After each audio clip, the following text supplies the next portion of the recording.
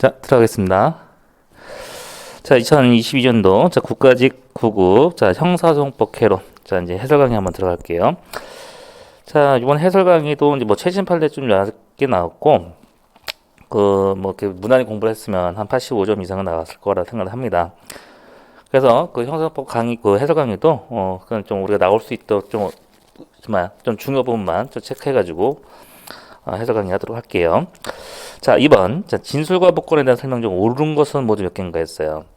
자, 기억에. 자, 진술과 복권은 형사 책임과 관련해서 형사 절차에서 보장되는 것이므로, 자, 행정 절차나 국회 조사 절차 미주고, 자, 행정 절차, 조사 절차 등에서도 이게 자격이 불리한 것은 묵비권 당연히 인정되는데, 묵비권이 인정되지 않는다니까 기억 틀렸고요. 자, 니은에 보시면, 자, 헌법 12조 2항에 형사상 자기에게 불리한 진술을 강요받지 아니한다 규정하고 있으나 피고인 또는 피의자에서 유리한 내용이라도 그 진술을 당연히 거부할 수가 있다. 유, 분리, 불문하고 진술 거부할 수가 있죠. 형소법에서는. 자, 됐고 디귿에 보시면 진술과 복권은 형사 절차에서 피고인 또는 피의자에게 인정되는 권리이고 피내사자나 창고인에게는 인정되지 않는다? 아니죠. 피내사자, 창고인 모든 진술과 복권 모든 국민을 대상으로 해서 모든 국민에게 인정되는 거기 때문에 피내사자나 창고인 당연히 인정되는데 이게 후반부 자 피내사자, 창고인 인정되지 않는다 이게 틀렸고요. 자 리를 보시면 자 재판장은 인정신문을 하기 전에 자 인정신문 하기 전에 당연히 진술과 복권 고지해야 되죠. 그리고 공판기일마다 고지할 필요는 없으나 자 문제는 공판 절차가 갱신됐어요. 갱신 새롭게 다시 할 때는 다시 고지해야 된다. 를 맞고 자 미음에 진술 거부권 보장되는 절차에서 진술 고지받을 권리 있죠.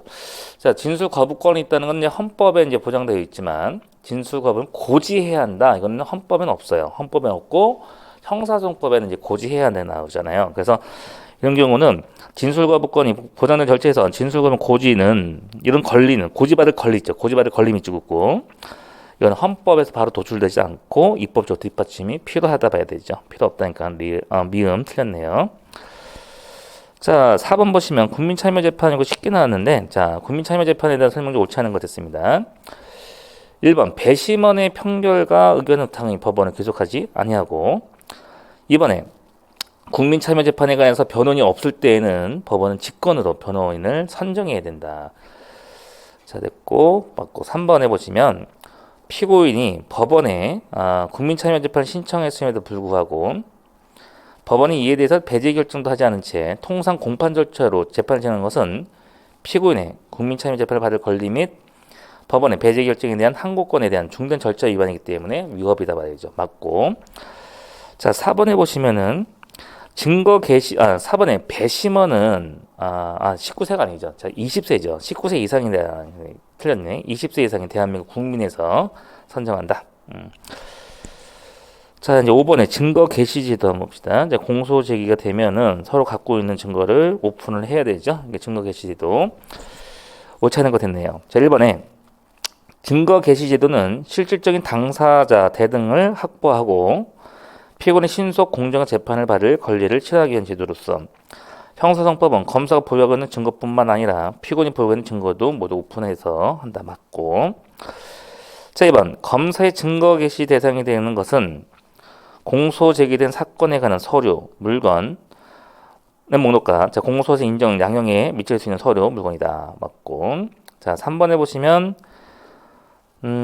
피고인 또는 변호인은 자, 검사가 서류 또는 물건의 열람 등사 또는 서면 교부 거부하거나 그 범위를 제한한 때는 법원에 밑줄 거부할 때는 법원에 그 서류 물론 열람 등사 활용할 수 있는 허용하도록 신청할 수 있다는 얘기죠. 맞고 자 4번에 보면 이제 그 법원의 증거 개시에 관한 결정에 대해서 집행정지 효력이 있는 즉시 항고 방법 불법할 수 있다. 아시죠? 증거 개시 제도에는 그 우리 즉시 항고에 명문 규정이 없어요. 그래서 명문 규정이 없기 때문에 불법할 수는 없다 이렇게 보셔야겠죠. 답 4번이 답이 되겠고 자 보시면 자 6번 들어갑니다. 6번 자 전문 증거에 대한 설명 중 옳지 않은 것. 자 1번에 검사 작성 피신조서죠. 자, 검사 작성 피신조서는 정내, 그 내용을 인정한 데 증거할 수 있다. 세 번째 줄 내용 인정, 증거할 수 있다. 맞고. 자, 이제 상업정보 항일제 같이 업무상 필요한 통상 문서는 당연히 증거능이 있는 서류 다 맞고요. 자, 3번은 우리 기출문제든지 기존에 문제 많이 풀어봤던 거죠. 자, 법원에 출석한 증인이 자, 형사는 148조, 149조 중에 정한 바에 따라서 정당히 자, 증언 거부권을 행사하는 증언 거부. 자, 증언 거부권을 행사해 증언 거부 밑줄 보세요. 증언을 할 수 있는데 거부한다는 얘기잖아요. 근데 이거는 우리 형사법 314조 그 밖에 준하는 사유로 해서 진술할 수 없는 때야 아니야 진술할 수 있는데 거부권이 있는 거잖아요. 그래서 이때는 진술할 수 없는 때 해당한다. 이거 틀렸고. 자, 그다음에 4번에 보시면 자, 피고인의 진술이죠. 자, 피고인의 진술을 그 내용하는 전문 진술 기존 조서. 자, 피고인의 진술을 내용을 하는 전문 진술. 피고인의 내용 그 수사기관이 아닌 자가 피고인의 말을 듣고 그 내용을 그 전문한 거 다시 기재한 조서는 자, 조서는 이제 형사법 312조는 314조의 기준에 각 증거를 인정할 수 있는 경우에 해당할 건 물론이고 나아가 형사 316조 1항에 따라서 피고인이 특히 신빙을 할 수 있는 상태를 증거를 할 수 있다. 맞네요. 자, 전문 증거도 좀 어렵게 나오지는 않았고 자, 7번 봅시다. 7번에 보시면 자, 다음 사례에서 P가 할 수 있는 조치에 옳은 것 같습니다. 자, 사실관계 봅시다. 미성년자 갑은 음주운전하다 교통사고를 내고 구급차에 실려 병원으로 이송. 사법경찰 P는 응급실에 누워있는 갑에게 술 냄새가 강하게 나는 것을 인지하고 갑을 도로교통 위반 입건하기 위해서 증거 수집 목적으로 갑의 혈액을 취득 보관하려 한다. 자, 1번에 P가 갑의 동의 없이 혈액을 채취하는 거 있죠. 혈액 강제로 취득하는 것은 형사법 압수의 방법이어야 되고 감정 처분해야 건 이제 아니죠. 압수해야 할 수 있고 감정 처분해서 두 개 다 할 수 있는 거죠. 갑수와 감정 처분 둘 다 할 수 있는데 감정 처분으로 할 수는 없다니까 후반부가 틀린 거고. 자, 그다음에 2번에 자, 갑의 응급실에 의식을 잃고 의사능력이 있네요. 자, 의사능력이 있는 밑줄.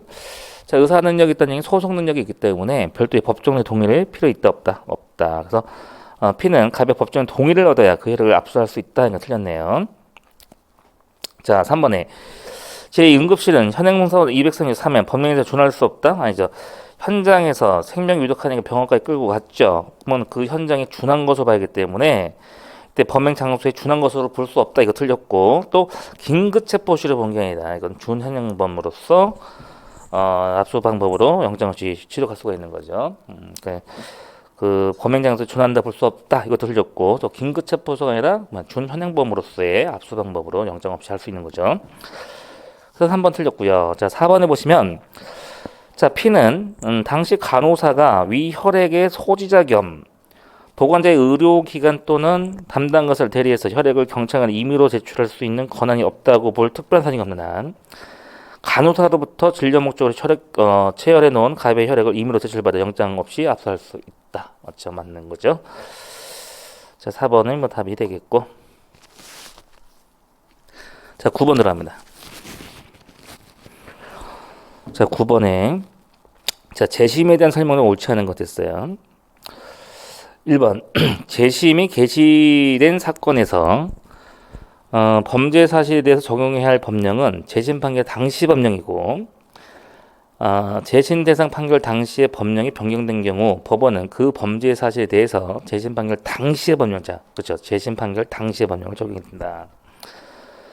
자, 이번에 재심 심판에서 특별한 사정이 없는 한 검사가 재심 대상의 사건 가자 밑줄 별개 공소사를 추가 밑줄 허용된다 안 된다? 허용되지 않는다 봐야죠. 그리고 3번에 보시면 유죄의 확정 판결 등에서 재심 개시 결정이 확정된 후 재심 절차가 진행되면 확정 판결 효력이 된다? 아니죠. 재심이 확정되어야지만 기존에 있는 확정 판결이 효력을 잃게 되는 거죠. 진행이 아니고 이거는 재심 판결 확정되어야지만 됩니다. 그래서 3번 틀렸네요. 자, 4번에 재심 개시 결정 절차에서 형사소송법에 규정하고 있는 재심 사유가 있는지 여부만을 판단하고 나아가 재심 사유가 재심 사유에 영향을 미치는 것은 실체적 사유는 고려돼서는 아니 된다. 그렇죠? 자, 넘기셔서 이제 11번 봅시다. 증거 동의. 자, 증거 동의를 보게 되면 1번에 옳지 않은 거 됐네. 1번에. 자, 변호인은 피고인의 명시한세에 반하지 않는 한 피고인에 대리해서 증거 동의할 수 있다. 그렇죠. 명시한세에 반하지 않는 한 밑줄 긋고. 그렇죠. 증거 동의할 수 있다. 맞고요.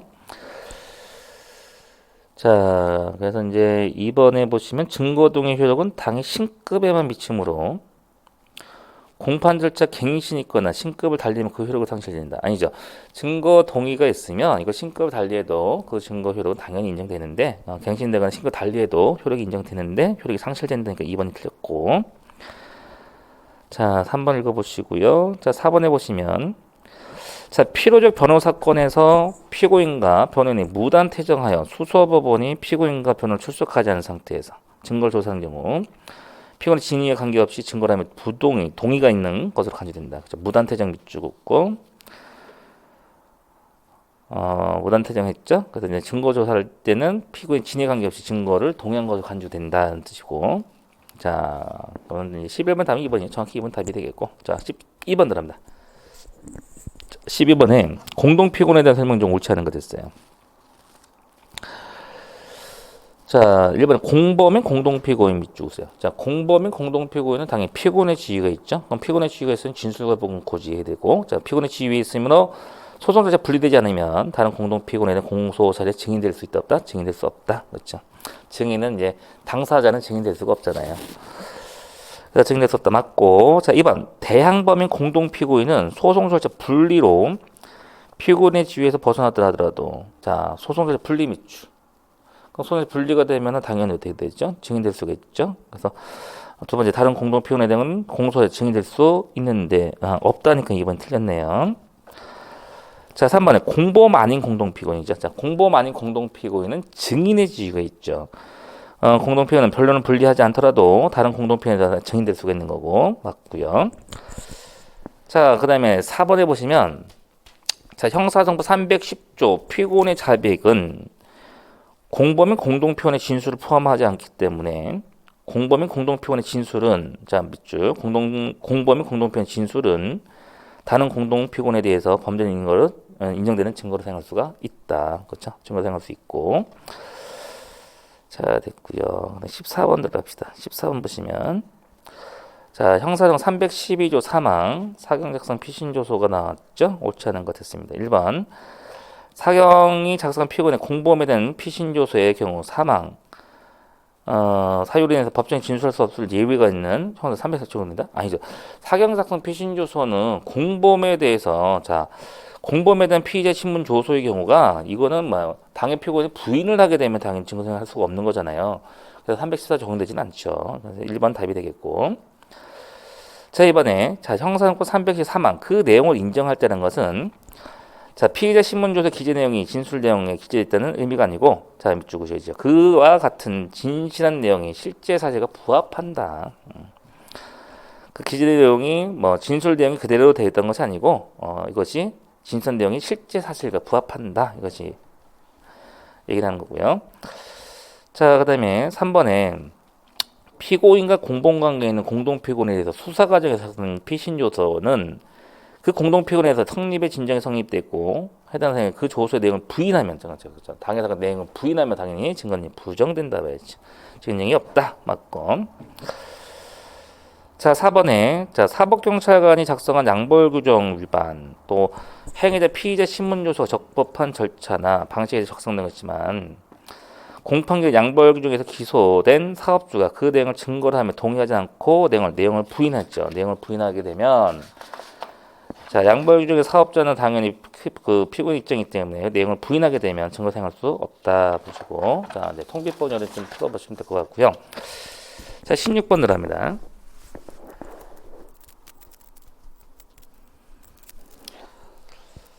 자, 16번 여름에 풀어보시기 바랍니다. 이건 뭐 전자정보 압수에 관한 건 많이 그 여름에 알기 때문에 넘어가고.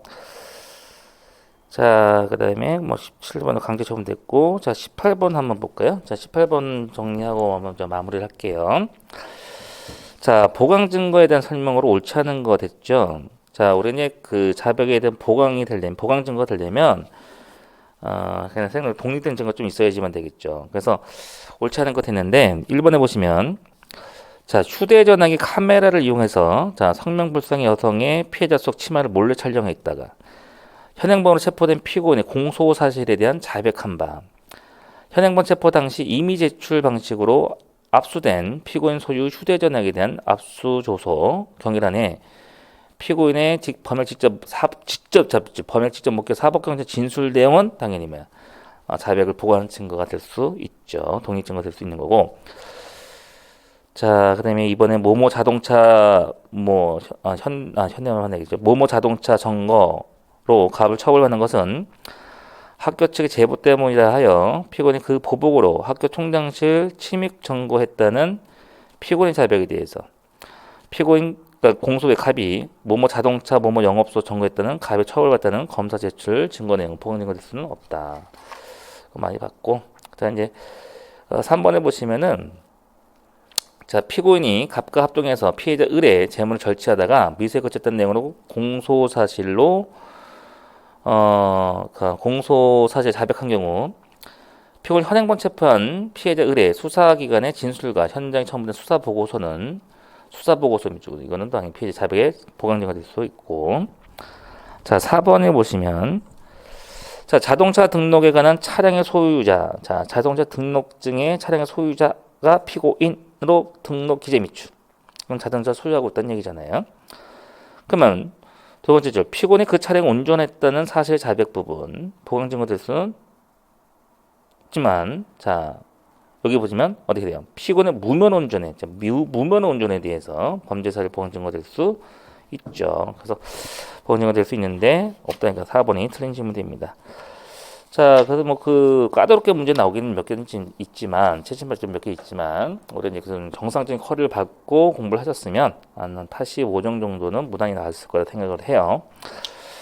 그래서 이제 요거 이제 평가하면은 우리가 처음으로 이제 그 전공 과목 있죠. 전공 과목 필수, 형법보다는 형소법, 형소법가 필수 과목으로 됐을 때 요 방향성을 제시하니까 요 방향성을 잡고 일단 다음에 또 새롭게 시작하신 분들은 요거 방향성을 잡아서 요 방향성에 맞춰서 공부 방법과 그다음에 흐름을 잡으신다면 준비하는데 무리 없이 잘 하실 수 있을 거라고 생각을 합니다. 자, 이로써 청사정법 개론 해설 강의 마치도록 하겠습니다. 여러분 고생하셨습니다.